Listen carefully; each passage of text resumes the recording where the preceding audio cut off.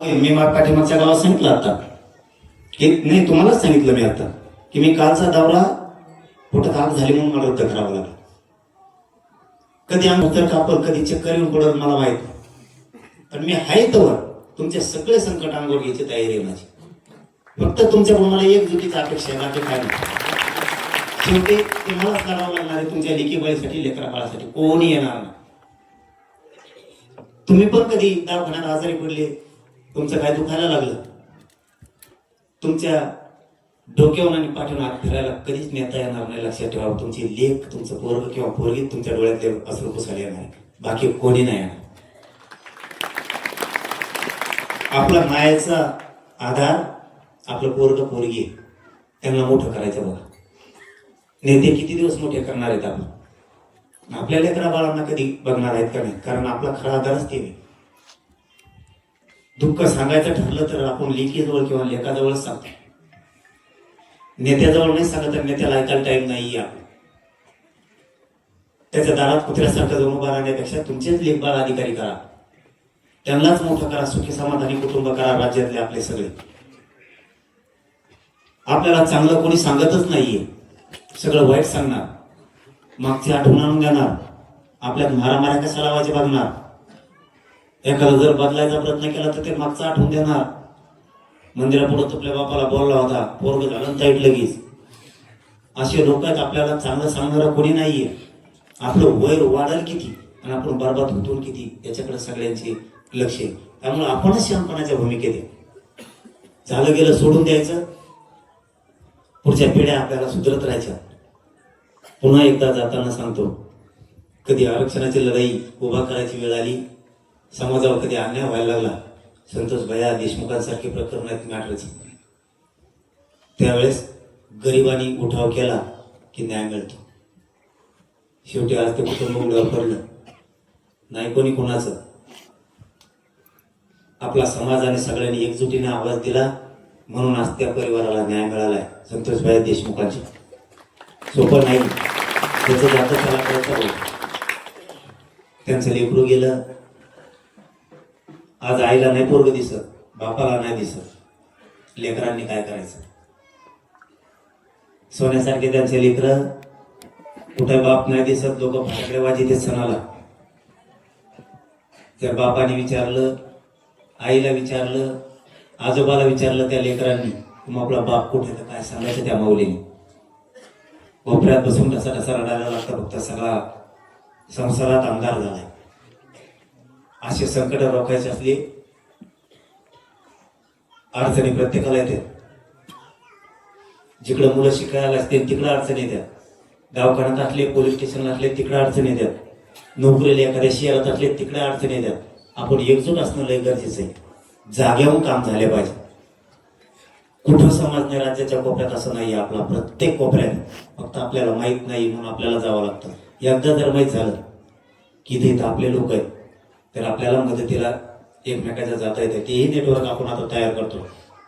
कोणत्या खात्यात कोण आहे, आरोग्य खात्यात कोण, शिक्षक कोण, रेल्वे खात्यात कोण, सगळे क्षेत्र जेवढे, व्यावसायिक मध्ये कोण. इथून जायची गरज नाही पडली पाहिजे. तुमची पोरगी मुंबई, पुण्याला, नागपूरला शिकती, कोल्हापूर, सोलापूरला शिकती, तुम्हाला जायच्या तिथं लोक उभा राहिले पाहिजेत मदती. ऍडमिशनला अडचण आहे, आपल्याला माहित पाहिजे तुझा कोण आहे, शिक्षक आहे का, तुमच्या अगोदर तो मदतीला जाईल. आपला तिथं व्यावसायिक कोण, तो ताबडतोब मदतीला जाईल. इथं एखाद्या कोणाचं मोटरसायकलवर पडलाय आणि तो अमरावती, नागपूर, तिकडा चंद्रपूरचा आहे, कसं यायचं त्याला काय, त्याला माहित असलं पाहिजे की माझे लोक 1 मिनिटात तुम्ही मदतीला जाता. हे सगळ्या विषयात म्हणतोय मी, सुखापासून दुखापर्यंत. आपण एकमेकाचे सख्खे भाऊ बहीण म्हणून वागवायचे आणि त्या ताकदीने मदत करायची. लगेच एकमेकाच्या सुखादुखात पडत जायचं. या भूमिकेत तेही नेटवर्क आता आपण 19 फेब्रुवारीच्या नंतर ते पण तयार करणार आहे की कोणाला, सगळ्यांना घराघरीच माहीत झालं पाहिजे. सांगत नाहीत आपले, त्याच्यामुळे तो माहीत करावं लागणार आहे. तसा ऍपच तयार करावं लागणार आहे. गरीब मराठ्याला सुद्धा कोणाची मदत मागायची गरज नाही पडली पाहिजे. तिथे त्याच्यावर गेला ना, त्याला वाटलं पाहिजे मीच फोन लावून सांगतो. आणि गावात उगत 2-4 नेते करून ठेवले आपण, त्याला सांगा, आणि त्याचं ते जमा झालं ते सांगणार नाही ना. हे आपल्या तैठीत असले, त्याच्यापेक्षा महाराष्ट्रातल्या कानाकोपऱ्यातलं गरिबापर्यंत माहीत झाला पाहिजे ह्या भूमीत, जसं आरक्षण गरिबापर्यंत गेलं. याच भूमिकेतून आपल्याला काम करायचंय. पुढं जिथं जिथं गरज लागत हाक मारले की एक जीवानं सगळे येत जा. आता शेवटचा प्रश्न विचारतो, थांबतो. फक्त इमानदारीनं सांगायचं, खोटं कुणी बोलायचं नाही. खोटं बोलला की मी विचारून घेणार बाबाला, येणे वर हात घालता हे खरं आहे का? मग पहिला प्रश्न आहे तुम्हाला, खोटा हात वर करायचा नाही. पुन्हा तेच सांगतो, शिवनेरी गडावर कोण कोण गेलं चालत? काय चूक बोलतो मी? 70% मराठ्यांना शिवनेरी गडच पुढे माहित नाही. कपाळाला सौभाग्याचं कुंकू कोणामुळे? त्या छत्रपती शिवरायांमुळे. आपल्याला वैभव कोणामुळे ना? प्रॉपर्ट्या, बंगले, घर दार, गाड्या घोड्या फक्त माझ्या राजांमुळे.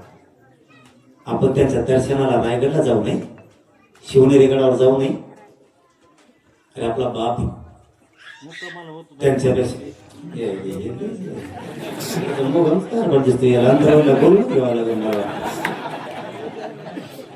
प्रत्येक वेळेस आपला किल्ला, आपला राजा आपल्यासाठी लय महत्वाचा आहे. एक होता एक लेख गेला छत्रपती शिवरायांचा, धर्मवीर संभाजी राजा आपल्यासाठी तुकडे तुकडे झाले त्यांच्या देहाचे. माग हटले नाहीत. कोणासाठी? तुमच्या आमच्या सुखासाठी. आणि आपण साधं वर्षातून एकदा पाय पडायला सुद्धा शिवनेरी गडाचं जात नाही. सहकुटुंब पुढच्या वर्षी जायचं. सहकुटुंब एकाने पण घरी राहायचं. काम नाही ना, भेम नाही ना, धंदा नाही ना, नोकरी नाही ना, काय नाही. व्यवसाय सुद्धा कोणी बघायचं नाही. राजापेक्षा जगात आपल्या कोणीच मोठं. पुढच्या वर्षी सगळ्यांनी कामं सोडून द्यायची आणि सहकुटुंब शिवनेरीच्या दर्शनाला छत्रपती शिवरायांच्या जायचं. 19 फेब्रुवारी 2027. यावेळेस नाही जायचं. जायचं नाही म्हणजे जायचं त्याच जा. आपण निवेदन करणार आहोत. जायचं. अंतरवालीत आपण शिवजी ती ठेवली होती यावेळेस. आणखी रद्द नाही केली, कॅन्सल नाही केली, पण आपण निवेदन सांगणार होतो. काय होतं, आपल्या करोडोनं माय मावल्या येतात दर्शनाला, पण मोठे गोंधळ घालतात म्हणून ते येत नाही कुठल्याच कार्यक्रमात. एकदा जर आपल्या आचारसंहिता नियम जर माहीत झाले तर आपल्या राज्यातल्या सगळ्या मायमावल्या गडावर दर्शनाला येतात. फक्त ती शिस्त सांगायची आपल्याला. तुम्ही शांततेत जायचं, शांततेत यायचं. एकदा माहीत झालं मायमावल्याला शांततेत सगळे जाणार आहेत तर घरात माणूस शिल्लक नसणार, सगळे दर्शनाला येते. मग पायथ्याचं का दर्शन घेणं वाण्या, दगडाचं का घेणं वाण्या शिवनेरी गडाचं? दर्शन घेतल्याशिवाय वापस नाही यायचं. सगळ्यांचं वर जाऊन नाही झालं तर पायथ्याला कोणा होईल? ती पवित्र भूमी सगळी. आपण गेलो पाहिजे वर्षातून एकदा. म्हणून आपली ती तयारीसाठी होतं. पण आता काय झालंय, आंतरवालीतलं आपलं सगळ्याचं घेतलेलं ग्राउंड आपण तिथं कुणी गहू पेरलेला आहे, कुणाची सरकी आहे, कुणाचं काही आहे. गाड्या लावायला जागा लागणार आहे. कारण आपलं म्हणणं होतं की सूर्य उगता क्षणी राजाच्या पायावर फुल टाकायचं.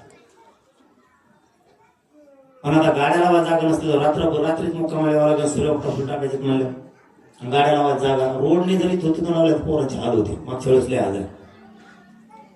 मग ते तिथं आता पेरलेलं ते सगळं कसं अवघड आहे. तरी बघतो म्हणले सरपंच, नाही झालं तर मग अंतरवालीत होणार नाही 19ला. कारण गाड्या लावायला जागा नसेल तर अवघड आहे. कारण 1 लाखापेक्षा जास्त गाड्या येण्याचा अंदाज आहे. आणि मग एवढं ग्राम तर लावायला लागणार आहे गाड्या. इकडे तिकडे रस्त्यावर चालणार नाही. 1 लाख गाड्या आल्या 5-5 झाले तर 5-7 लाख लोक व्हायला लागले. तिथं बसायला उभं राहायला जागा राहणार नाही. मग आपण जर नाहीच ते ग्राउंड मिळालं तर शेवटी आपण मीडियातून पुढच्या वर्षीचे नियम सांगू आणि मग पुढच्या वर्षी आपण सगळ्यांनी शिवनेरीला जायचं. मी पण जाणार आहे यावेळेस शिवनेरी दर्शनासाठी. पण शिवनेरी गड टाळू नका कोणीच. आपल्या आयुष्यातलं सगळ्यात मोठा योग सोन्याचा दिवस कोणता असेल तर 19 फेब्रुवारीचा शिवनेरी गडावर राजाचा वर्षातून एकदा गेला पाहिजे. आता थांबतो. तुम्हाला अखंड हरिनाम सप्ताहाच्या खूप खूप शुभेच्छा देतो आणि थांबतो. धन्यवाद सगळ्यांना. जय शिवराय. रामकृष्ण.